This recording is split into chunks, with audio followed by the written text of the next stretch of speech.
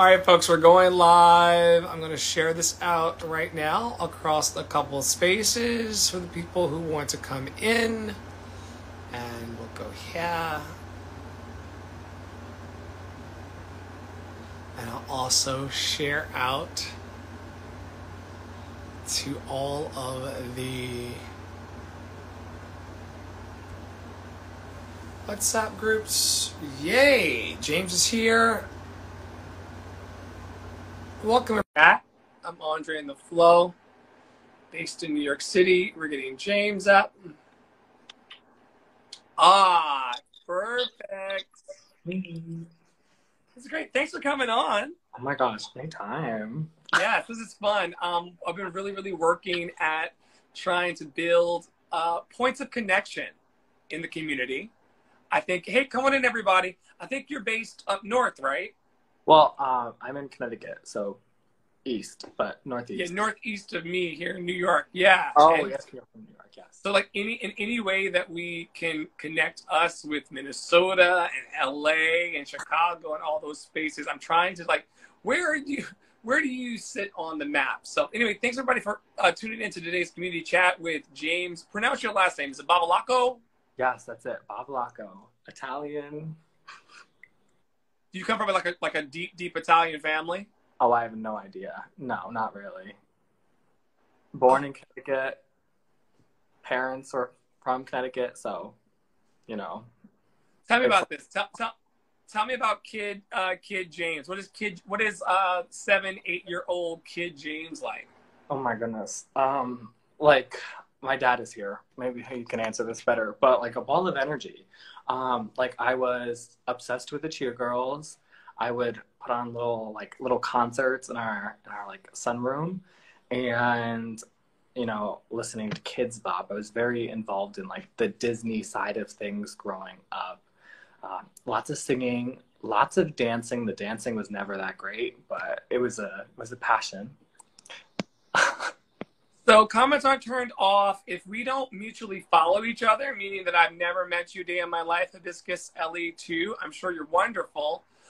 You're not able to comment unless you're part of my direct community. That's for the safety of me, because I dwell in spaces where sometimes the tomatoes are a little larger than I'd like them to be. And I love a good tomato. Tomato's part of showbiz, but that's the reason why. So if you have any comments or questions for James or I today while we're filming this podcast and this video podcast, you are more than welcome to throw them exactly where you did into the questions, and we'll be more than happy to answer them and include you in the discussion. I have to give a shout out to boundaries, because some of us don't have them, and me not having them in live spaces has opened me up to a lot of interesting exchanges. And so part of my process of protecting myself and my guests online is making sure that we only have people that we know in the space. Do you know Hibiscus? Yes, I do. How do you know Hibiscus? I met her through YouTube. Her name is Eleanor, and she creates YouTube videos. And what subject? Like a little bit of everything. Music, gardening. Amazing. Okay. Let's see here. If I can get this up. Okay. I can't wait. Well, look, DM me, Eleanor, and maybe we can have you on for a community chat. I would love to hear your story about everything that you do in the world. And Hibiscus, while it does drive me out a little bit as a singer, I do enjoy it in my tea. Okay, so Cheetah Girls takes you into music and high school music programs, or? Well, I don't think the two had correlation really, but just growing up, I was huge into that whole like DCOM side of Disney, like High School Musical. That franchise was huge for me. Camp Rock, even Lemonade Mouth. That was later on in the thanks, Dad. Later on in the years, but as I went into high school, I took all that like passion for Disney and music. I got involved in our theater program that we did in the school. So I did Beauty and the Beast my freshman year. I was Lumiere, I forgot his name, the candle. Be our guest, we be. Yes. And we did like The Wizard of Oz, Annie, and The Sound of Music. We it was a good time. What's your favorite part about musical theater and that sort of expression? I think having a community of other performers was such a strong thing for me at the time because first off, I was able to express myself, but also have a group of people who get me as a person, as a performer. And high school is hard. You know, those are really transformative years for you as a young person. So having that tight knit community was very important to me. Amazing, amazing. Tell me a little bit more about what the word expression means to you and how that's coming out in your day to day these days. Mhm. I'm a type 4 Enneagram. Do you follow the Enneagram numbers? I do. I Yeah. do. So, as a type 4, I tend to like close myself off essentially to like hard feelings, if you will. I don't let people know that side of me. Like I put up this very I only let people see the good. And, you know, there's a time and place for the good, but there's also a time and place for the not so good feelings because we have both and we have to express them. So being a performer really allowed me to let that side of me be seen in a healthy way. All right, so now I'm going to go to the questions. I take the questions from the Proust questionnaire. It's about 35 questions that we won't get to through today, but they highlight some of the areas of James that we'd like to get to know. What is your greatest extravagance, James? Like how do you treat yourself? Okay, so I am, you know, obviously a very creative person. I have this creative flair to me. And one thing I really love to do is kind of like lock myself in a room and just either play the piano or sing to some karaoke tracks. And I feel like having that self time where I'm able to just feel the music and be present in that, it's something unlike anything else. Mm-hmm, mm-hmm. What words or phrases do you most overuse? Literally. Every other sentence I'm like, that literally is a lot. Like literally, what are you doing? And like as well. Like and literally. All the time.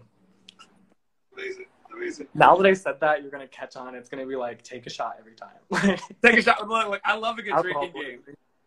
Yeah. What talent that you're a very talented singer and amazing teacher, and we're going to talk in a little bit about vibe with your voice and your one-on-one coaching programs, all of those things. But if you weren't singing and you weren't emoting in the theatrical ways that you do, what talent, what other talents would you like to have? I've always wanted to be good at gymnastics. Like it's something that I never tried to get into.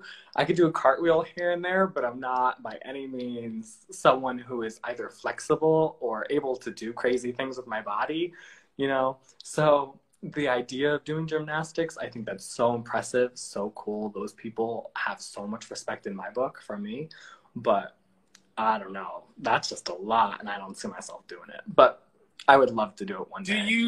Do you do a front roll? Or do you tuck? Do you do anything like that remotely?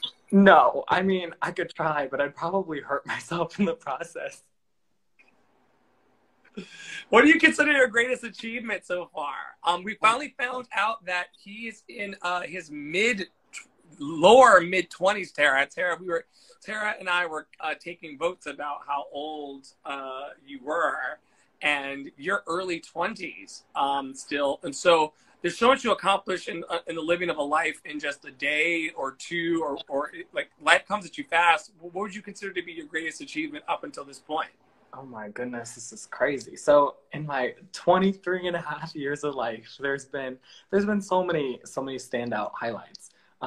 One of them being when I think I was 12 or 13, and I auditioned for the American Idol experience in Orlando for Disney. And the way it works is they have a few shows a day, and then they pick a winner from each show, and they compete at the end for like this final prize. And the winner gets to go to like the front of the line for their American Idol audition. Mm-hmm. And I sang, it was a Michael Jackson song. It was a Jackson 5 song, I Want You Back. And I think that was like the biggest crowd I've performed in front of. There was like confetti. It was this huge deal. And I ended up getting their ticket for the show, which was super exciting and super crazy. So I think that's one of my like highlights. Another one just being the fact that I decided to start my business. You know, I've always wanted to teach, and before the pandemic, literally right before the pandemic, I was like, this is going to be a job for me. So sitting down and having those structures being put in place, I think that was such a big accomplishment, especially I'm so young. So, you know, knowing what I want and going for it. Now you recognize that no one gets to where they're going in life alone. I'm sure that you have friends. What do you value the most in your friends and your associates? Yes. Well, for friends, I want to say the most important thing is just people who are available and ready to listen and support you. People who are genuine in their intentions. Do you have a story in mind of when you felt truly cared for by a friend? Is there a moment in life that comes up for you when you felt heard and seen by a dear friend? Yes, this goes out to Michelle, my best friend since middle school. I absolutely love her. We have these traditions that we do. We don't get to see each other often just because life is crazy. But when we do, we make sure it's a special moment. We go to our diner. It's the same diner every time. And we give each other recaps on everything that's going on, the good, the bad, the crazy, the messy, which there's been a lot lately of the messy. But we can get into that later. But just having that time together and just letting everything else kind of fade into the background and just being completely present with her is it means the world to me, and I just cherish it so much. My bacon and cheese. You said bacon, egg, and cheese? Yes. I get the same thing every time. Wait, is it on a bagel or is it on toast, or what are you? It depends, whatever they give me. Sometimes it's on a bagel, sometimes it's on regular bread. Are you one of those people though that puts like salt and pepper and ketchup on your bacon, egg, and cheese, or do you leave it alone? No, I leave it alone. Okay. I'm trying to. No, I just eat it. That's the thing in New York where people put salt, pepper, and ketchup on their bacon, egg, and cheese, and I think that's blasphemy. I just want the bacon, the egg, and the cheese, and the carb block that it's. Yeah. How would you like to die? Speaking of carbs and calories and. You know, this is gonna sound so dark, and forgive me for putting this on the internet, but if I had to choose the way I was gonna die, it would be by like Jason Machete or like Michael Myers. Like it would have to be in true slasher form. Like if I died, I want it to be something interesting. Like I don't want a slow, painful death, and I don't want to I don't know, go out by getting hit by a bus or something. Like I want something that's gonna be like, holy fuck. Like I want something dramatic. But horror film worthy, yeah, I want it to be worth the movie. I mean, quick and easy, yes. I don't want to feel anything, but if Michael Myers came at me, that's pretty iconic. It's the mental illness for me, but I love how your whole life is it's like you're like the little kid. Are you familiar with Willy Wonka references? You're like the kid that lived in the TV because you want to be Cheetah Girls. Growing up, you want to die in a slasher film style. So there's a theme of TV. Yes, I'm very connected with my TV shows and movies. I'm just obsessed with just entertainment in any way I could take it in. I'm like, give it to me. We got a question on the floor coming from the audience. What has helped you stay connected with friends who move away? Literally just FaceTime, texting and calling, just going the extra mile to send that text. It takes 2 seconds, Yeah. And Hibiscus, we're currently reiterating and restarting ways in which we coalesce within my community on Instagram.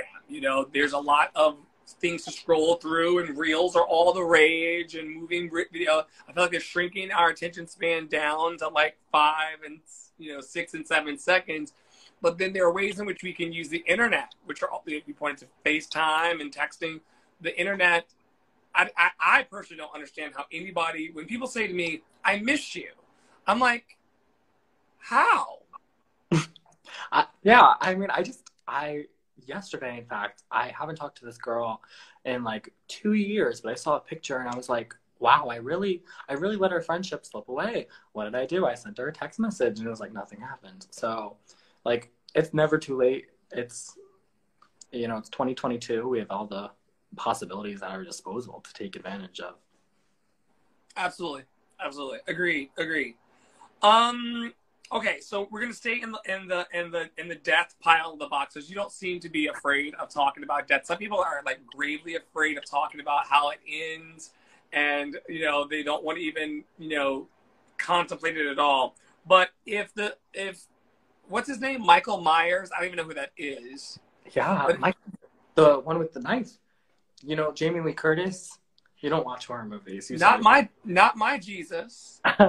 He said, no, no, no. Not my Jesus. And so, but if he were to get you and Jamie Lee Curtis and her yogurt that helps you poop, activity. If you were to die and come back as a person or a thing, what would you come back as? Oh my God, I couldn't come back as anything other than myself. I don't want to be anything else. I mean, like, what would I be? Who would I be? I don't know. Do you feel like you hit the jackpot by manifesting as you? I guess so. I mean, lots of bad, but also lots of good that comes along with being James, and I don't think I could give that to anyone else. Right. Chicken tenders and applesauce. Yes, chicken tenders and applesauce. Y'all try it. It's so good. I love it. Okay, so let's talk about vibe with your voice. Where did that come from? Why does that excite you? And how do you think it can be a benefit to the people that you serve in the world? Yes. Vibe with Your Voice, it started off as a little program for my one-to-one voice students that I teach voice lessons with. But as I was starting to create it, I realized that, wait a second, this is not really for them. This is for everyone else who doesn't have the time for voice lessons or can't afford voice lessons, that type of thing. It's really about getting rid of that that inner critic when it comes to singing and leaving that external validation behind. I feel like because I went to school for music, there was this expectation to be a certain type of singer. And I lost myself throughout those 4 years. And I ended up walking away from my degree the week before graduation. I completely switched my major. I canceled my senior recital because I did not see myself aligned with the performance element of it.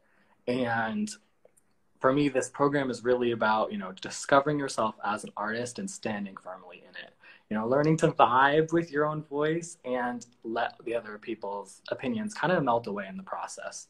So it's a 90-minute workshop, and you're going to get some one-on-one time with me. And there's also a little bit of a lecture-based section in it. And I'm so excited for it. I mean, and what would be the biggest thing that you'd want your students to take away with them as they left at the end of the 90 minutes? That you are in control of your voice. Like, the sounds that you create, that's up to you. And your perspective of the sounds, that's also up to you. So if you don't like something, you're always able to change it. You can work on it. And that the sounds you make are very different from who you are as an artist. Like, they're two completely different things. So an artist who is amazing can make sounds not so amazing, and that does not make them less of a great artist, if that makes sense. So separating the two and standing in that. Love it. What's your favorite part of the artist development process? I want to say, for me, it's that songwriting process. It's figuring out what you want to say, your story, your messaging, because that's the part that people usually feel the most connected with. And if you have a strong message in your music, marketing it comes a lot easier because you know who you're trying to connect with and you know the story you're trying to tell. What are your favorite stories to tell? For me personally, I can't say any other stories other than my own. And if you follow me, you're going to be getting a sneak peek at my stories because I've been doing a lot of work on my, captions, making sure more of my personality is coming through on them. I feel like as a social media person, as a coach, as a teacher, my social media content has turned into very like educational, very try this, do that. And going forward, I've been trying to step away from that a little bit and tell more stories. So you'll get a little sneak peek on that, just like the college story. I love it. I love it. All right, we're landing. I'm a former flight attendant, so this is where I'm going to tell you to put your seat backs up and your tray tables up. We're coming in for final landing. What is lighting you up the most these days? We've gone through so much in the last 2.5 years of this pandemic. We still, we're encountering immense recession, and for a lot of people in the country, things are not so on the up and up. What is the thing that's kind of causing your light on the inside and helping you move forward personally? Hope, optimism, as we were talking about earlier before the call. I feel like right now I am in such a transition mode in my life. I just graduated a little over maybe 1.5 years, 2 years ago, around there. And I'm looking for apartments now. So my first real apartment. And I have a new job. I start tomorrow as a congratulations teacher. Yes, thank you. So there's so many moving parts, and I'm optimistic. I'm hopeful, and it's scary, but it's also super exciting. So that's what's getting me going. That's amazing. That's amazing. Where can people find out more about you and check in with you on the World Wide Web? Yes.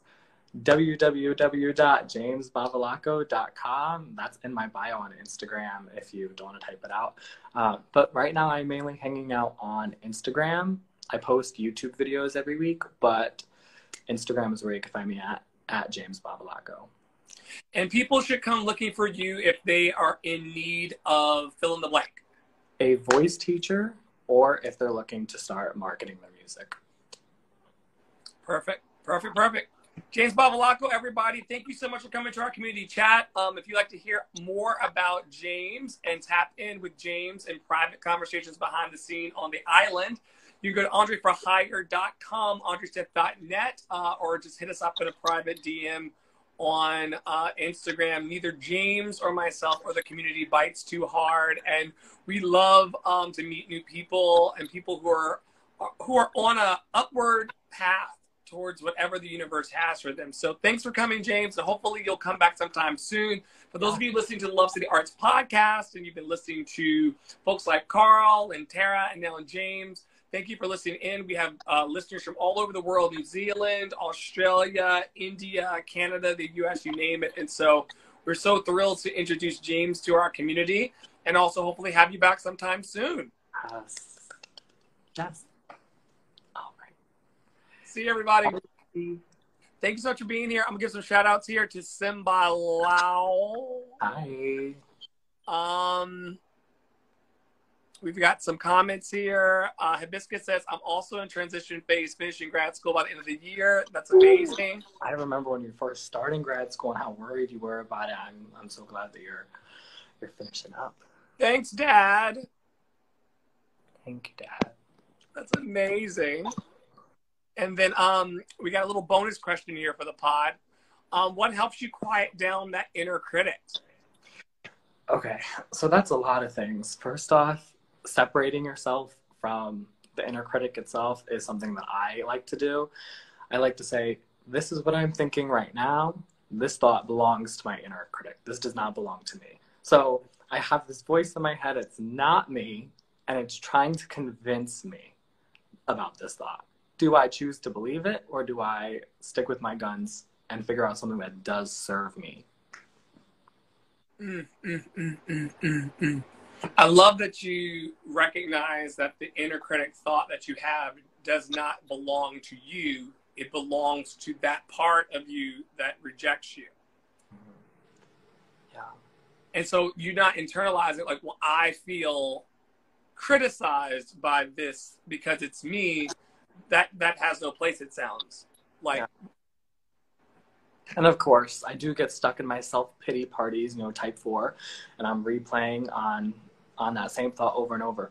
But once you're able to identify that it's the inner critic talking and it's not really you, then you're able to, process it and do that work. I love it. I love it. Last question I have that came from that.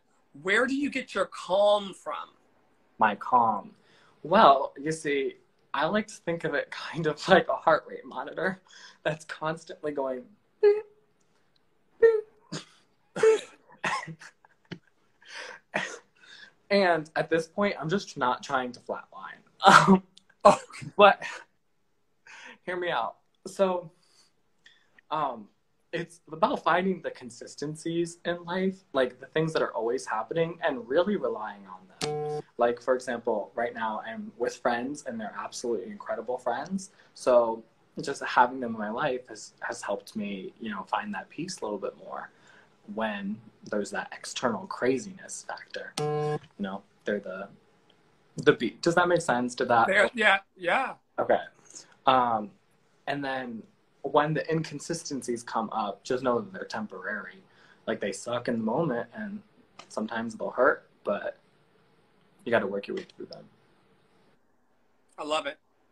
Hibiscus says, that's really helpful, James. This summer I realized a lot of authority figures' voices were my inner critic. Yeah, we have a huge people-pleasing element to our personalities as humans, and sometimes we internalize the voices of people who we value and respect a little more than we value the voice inside of ourselves. I'm right there with you on that, yes. All right, folks. Thank you so much for being here, and you'll hear yourselves and your questions and all of this. Remember, this was never meant to be and will never be the Oprah show. She has her own thing going on, or Maury, or any of those other things. I just wanted to create opportunities to hear other voices. My voice is very heavy on the island because I started it 6 years ago. And so the more that I can have Carl and you and Sunflower and Tara stop by, then I'll learn things as well here, and we'll grow as a community together in the metaverse. So thanks again, James Bevilacqua, for coming. Check him out, jamesbevilacqua.com. And I can't wait to get to know everyone else. Hibiscus, please send me a message if you'd like a private invite to the island, if you think that your energy would align with a group chat and positive quotes and messages and lots of inspiration. We would love to have you there as well. All right, folks. Right. Have a good one. I'll hit you up, James, after this to say thank you and all of that on the back end. Okay. See you soon. Bye. Bye, everybody.